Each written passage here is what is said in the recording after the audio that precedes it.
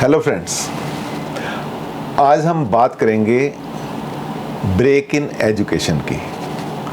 हमारी जो सीरीज चल रही है एजुकेशन सीरीज़, आपकी एजुकेशन का हर सब्जेक्ट हाथ से कैसे देखते हैं, उसी श्रृंखला को आगे बढ़ाते हुए आज हम बात करेंगे ब्रेक इन एजुकेशन हाथ से कैसे देखते हैं। हर इंसान एजुकेशन को कंप्लीट लेना चाहता है, लेकिन इसके बहुत से रीज़न हो सकते हैं, बहुत से कारण हो सकते हैं, जिन कारणों के वश कोई व्यक्ति अपनी एजुकेशन को अधूरा छोड़ देता है या वो एजुकेशन पूरी नहीं ले पाता, पढ़ाई अपनी पूरी नहीं कर पाता। उनमें से एक तो बड़ा प्रोमिनेंट जो कारण होता है वो ये होता है कि व्यक्ति का अपना ही मन नहीं होता एजुकेशन को लेने का, या वो एजुकेशन लेने में रिलक्टेंट होता है। उसके पास सब सुख और सुविधाओं के होते हुए भी उसका ध्यान पढ़ाई की तरफ नहीं होता और वो उसे छोड़ देता है। ये तो एक मेजर रीज़न रहता है। दूसरा भी एक मेजर रीज़न होता है कि सर्कमस्टांसेस कुछ ऐसे हो जाते हैं, हालात कुछ ऐसे हो जाते हैं कि व्यक्ति चाहकर भी अपनी पढ़ाई को पूरा नहीं कर पाता। वो सर्कमस्टांसेस कई बार ऐसे हो सकते हैं कि पिता की मृत्यु हो गई, या माता पिता के पास इतना समर्थ नहीं है कि आज के युग की महंगी पढ़ाई को अपने बच्चे को प्रोवाइड कर सकें, या कोई बीमार पड़ गया जिसकी वजह से उसकी एजुकेशन छूट गई, या पिता की ट्रांसफ़र ऐसे समय में हो गई जब पढ़ाई बीच में छोड़ के जाना पड़ गया और अगर आगे जाके किसी स्कूल में एडमिशन नहीं मिली, आपकी पढ़ाई छूट गई। ऐसी बहुत सी उदाहरण दी जा सकती हैं। लेकिन हमें पामिस्ट्री में हमें हस्त रेखा शास्त्र से कैसे पता चलता है कि उसके हाथ देखने मात्र से हम कह सकें कि आपकी पढ़ाई में रुकावट आई है या आई थी। चलिए आज इसी पे बात करते हैं। इसके मोटे मोटे से 5 पॉइंट होते हैं, 5 रूल होते हैं जिनको आपने देखना होता है। बहुत ही आसान है, बस ज़रूरत है ध्यान से इस वीडियो को देखने की। पहली बार में ना समझ आई तो दोबारा देख सकते हैं, तीसरी बार देख सकते हैं। मेरा दावा है कि आप इसको देखने के बाद पूरी तरह से समझ आएंगे, इसलिए रिक्वेस्ट है कि अंत तक बने रहिए। और जिन्होंने मेरी वीडियो को अभी तक सब्सक्राइब नहीं किया है, लाइक नहीं किया है और शेयर नहीं किया है, उनसे अनुरोध है कि इस वीडियो को लाइक कीजिए, सब्सक्राइब कीजिए और शेयर कीजिए।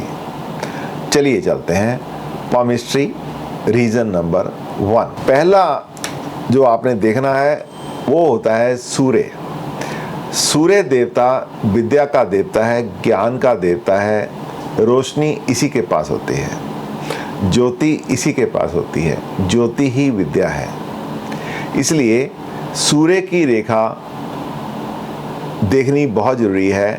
यदि कमज़ोर हो सूर्य की रेखा आपके हाथ में, तो व्यक्ति की एजुकेशन, व्यक्ति की पढ़ाई अधूरी रह जाती है। मैं आपको बना के दिखाता हूँ कि सूर्य की रेखा कहाँ होती है और वो वीक कैसे होती है। रेखा कोई भी है, यदि वो ऐसी पुष्ट है तो वो मजबूत है। यदि वही रेखा बहुत थिन है और बारीक भी है और बीच में टूटी हुई भी है, ऐसे टेढ़ी मेढ़ी है, तो वो कमज़ोर मानी जाएगी। जब आपकी सूर्य की रेखा, ये सूर्य का पर्वत है, माउंट ऑफ सन, जो आपकी इंडेक्स फिंगर, आपकी जो रिंग फिंगर होती है, रिंग फिंगर के नीचे जो ये माउंट है पिंक कलर में आ रहा, ये सूर्य का माउंट है। यहाँ से इसी के ऊपर सूर्य की रेखा होती है, नीचे को जाती है या नीचे से ऊपर को आती है। ये रेखा टूटी फूटी हो, टेढ़ी मेढ़ी हो या ऐसे ब्रेक में हो, तो इसको कमज़ोर सूर्य की रेखा बोलेंगे। तो उसके बाद आती है लाइन ऑफ फेट, कमज़ोर भाग्य रेखा, ये एक कारण है लाइन ऑफ फेट का कमज़ोर होना। कई बार ऐसा होता है समृद्ध परिवारों में बच्चे पैदा होते हैं और वो अपनी पढ़ाई पूरी नहीं करते, उनकी आदतें बिगड़ जाती हैं, लाड प्यार से पले होते हैं, पढ़ाई की तरफ ध्यान नहीं देती, स्कूल में ही बिगड़ जाते हैं। उनके लिए ये जो भाग्य रेखा का महत्व इतना नहीं रहता। आम इंसान की जब पढ़ाई पूरी नहीं होती तो समझ लो पढ़ाई नहीं पूरी होती तो मंजिल को पार नहीं कर पाएगा, मंजिल तक पहुंच नहीं कर पाएगा, रुकावटों के साथ ऊपर जाएगा। इसलिए यहाँ पे जो समृद्ध परिवारों से नहीं आते और उनकी पढ़ाई अधूरी रहती है तो उस समय ये फेट लाइन का टूटा हुआ होना, ये आपकी फेट लाइन, शनि के पर्वत की तरफ जो भी रेखा जाती है आपकी फेट लाइन है। यदि वो वीक है, कमज़ोर है, ज़्यादा गाढ़ी नहीं है, डीप नहीं है और उसमें ब्रेक्स हैं, उसमें कट हैं, उसमें ऐसे क्रॉस लगे हुए हैं, तो ये जो कमज़ोर रेखा कहलाती है।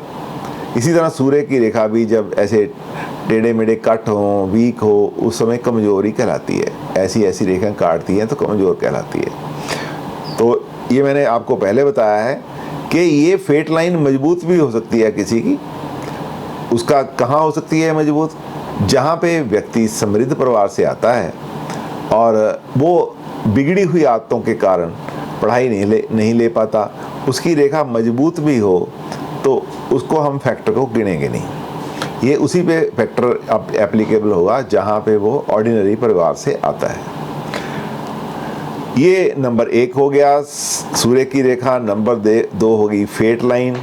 अब नंबर 3 आती है break in influence line rising from the life line towards the mount of Jupiter. ये बहुत इंपॉर्टेंट है। चाहे कोई गरीब है, चाहे अमीर है, चाहे समृद्ध परिवार से है, चाहे ऑर्डिनरी सी परिवार से है, चाहे गरीब परिवार से है, ये तो हर किसी के ऊपर एप्लीकेबल है। जब ये रेखा जो यहाँ लाइफ लाइन से निकली बृहस्पति की पर्वत की तरफ जा रही है, यदि उसमें ब्रेक है तो ये इस बात की निशानी है कि व्यक्ति ने कोई भी जो व्यक्ति जिसका हाथ में ऐसी रेखा है उसकी पढ़ाई में ब्रेक आई होगी 100%। ये तो जरूरी है, कारण कुछ भी रहे हो लेकिन पढ़ाई में ब्रेक आई होगी, ये जरूरी है। ये हो गया तीसरा पॉइंट। चौथा पॉइंट बड़ा ही कॉमन है। मरकरी क्योंकि पढ़ाई का देवता है, मरकरी क्योंकि इंटेलेक्ट का देवता है, मरकरी क्योंकि आपकी रीजनिंग पावर का देवता है, मरकरी जो है बुध जो देव है वो कैलकुलेशन का देवता है। जितनी आपकी कैलकुलेशन स्ट्रांग होगी पढ़ाई उतनी बढ़िया होगी। एनालिटिकल स्पिरिट जितनी आपकी स्ट्रांग होगी उतनी पढ़ाई बढ़िया होगी। मरकरी स्पीच का देवता है, मरकरी कम्युनिकेशन का देवता है। ये जितना बढ़िया स्ट्रांग माउंट ऑफ मरकरी होगा उतना बढ़िया आपकी ये सारी सुविधाएं, ये सारी क्वालिटीज़ आपस में होगी। जिसकी मेमोरी पावर अच्छी है वो भी बुध की तरफ से देखा जाता है। जिसका गणित बड़ा अच्छा है वो भी बुध बताता है। जिसका लिखना अच्छा है वो भी बुध पर्वत बताता है। जिसका बोलना अच्छा है वो भी बुध पर्वत बताता है। जिसका लिखना अच्छा है वो भी बुध पर्वत बताता है।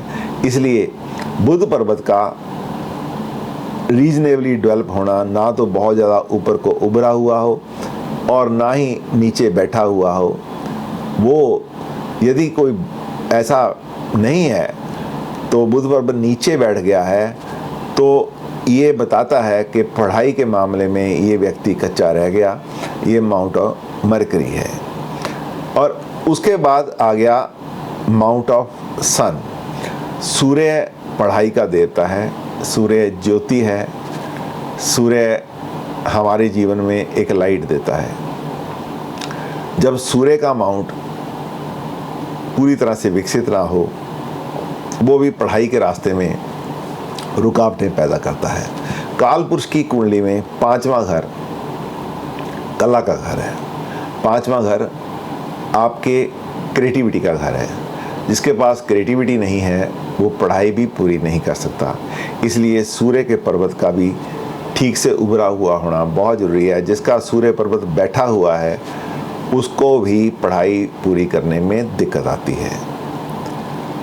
ये 5 पॉइंट थे। बृहस्पति का अमाउंट भी जितना अच्छा होगा उतनी पढ़ाई बढ़िया होगी, लेकिन ये 5 पॉइंट हैं जिनमें से गरीब और अमीर का भेद जो है केवल 2 नंबर लाइन ऑफ फेट का है।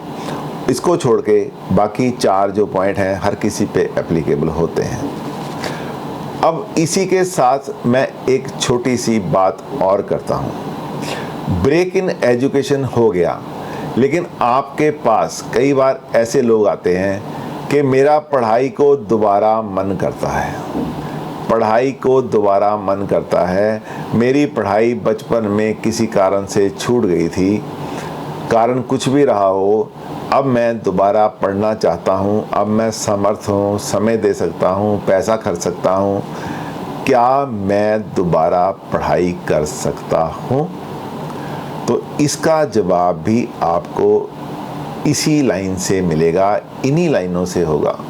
जब आपके पास व्यक्ति आएगा तो जाहिर है उसका ये बुध का पर्वत भी अच्छा हो गया होगा, सूर्य का पर्वत भी अच्छा हो गया होगा, बृहस्पति का पर्वत भी अच्छा हो गया होगा, और जो ये लाइन टूट गई थी यहाँ से, ये भी आगे बढ़ गई, आगे बढ़ के ये बृहस्पति के पर्वत में घुस रही होगी। जब ये line of influence, line of life के